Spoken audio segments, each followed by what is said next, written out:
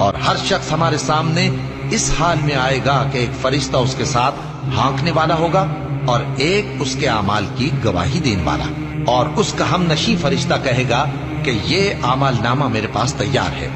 حکم ہوگا کہ ہر سرکش ناشکرے کو دوزخ میں ڈال دو، جو مال میں بخل کرنے والا، حد سے بڑھنے والا، شبہ نکالنے والا تھا، جس نے اللہ کے ساتھ اور معبود مقرر کر رکھے تھے، تو اس کو سخت عذاب میں ڈال دو۔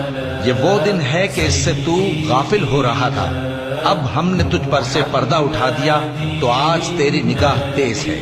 اس کا ساتھی شیطان کہے گا کہ اے ہمارے پروردگار، میں نے اس کو گمراہ نہیں کیا تھا، بلکہ یہ آپ ہی رستے سے دور بھٹکا ہوا تھا۔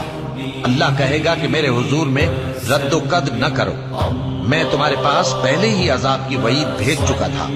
میرے ہاں بات بدلہ نہیں کرتی، اور میں بندوں پر ظلم کرنے والا نہیں۔